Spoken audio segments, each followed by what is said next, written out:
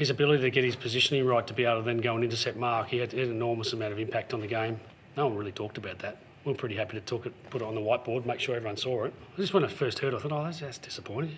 And, geez, he must have touched the footy lot because he had a lot of the ball.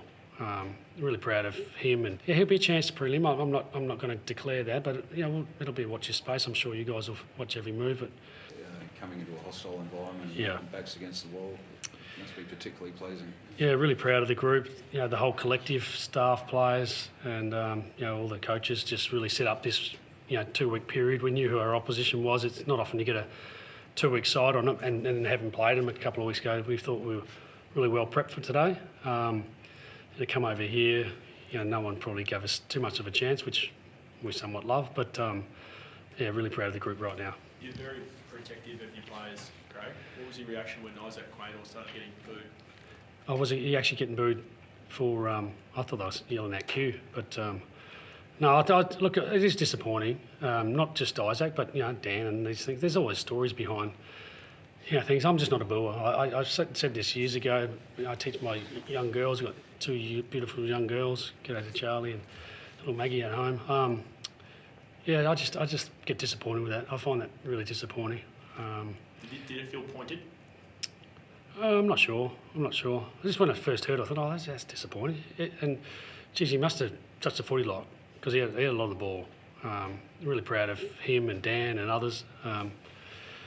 I'm not sure if it's pointed. You'd have to ask the people that booed in the crowd. So just on that, like he said in the rooms afterwards, he's had a difficult few weeks personally.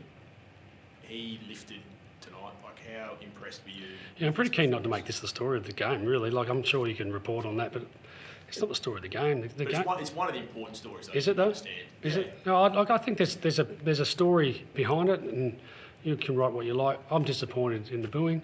But not just tonight. I've always been disappointed in the booing. We'll protect our players as best we can. We love and support them around the edges, and we'll celebrate this one. Is that the best game, or one of the best games you've seen from your captain? Yeah, no, he's been working towards that. I thought he played really well over here a couple of weeks ago. His ability to get his positioning right to be able to then go and intercept mark, he had an enormous amount of impact on the game. He's an integral part of what we want, and struggle without Howie and a few other things. But we've been working really hard. Jared, Geordie Roughhead, I would call him Jared. He does a fantastic job with our backs. We're coming into this game the best defence in the competition. No one really talked about that. We were pretty happy to put it on the whiteboard, make sure everyone saw it. We kept the best offence in the competition over 24 rounds to 55 points. That's not just one person, but Darcy was a big part of that. Flo, you put a plan in place at the start of May around Jordan to going, given what he went through last 18 months. Talk us through how you got him back to where he's at now, because his last fortnight, especially tonight, he's back to that explosive best. Yeah, it's the medical team, it's him, the resilience. There's many times this year he's gone, 2 steps forward, 4 steps back. There's a period there we're talking, I'm not sure if he's going to get back. And then credit to him, he did the work. And I said a couple of weeks ago after Melbourne, it was way ahead where I thought. I was rapt to think if we had him a sub tonight, that was where I had him in my vision. And he was out there, being beast mode like we love. Do you feel like you deserve this to be in a prelim? Oh, deserves a big word, but you got to just win this game. It's a different season. It really is a different season. That's what we sit in, and everybody else is going to play the rest of the weekend. They realise it's a different season. The game changes. Uncontested marks go out of the game. Contested possession becomes big. How you defend the ground, when to attack, all those things become big. We're just playing match play right now. Now we don't know who our next match play is against, but I know one thing, that next time we play, there's only 4 teams left.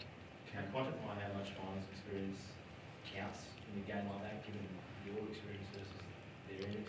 It's hard to know, isn't it? But we certainly talked it up. Because you come into a game looking for competitive advantages, and then I know internally you go, well, I think Pendle's tonight become the 4th all-time finals player.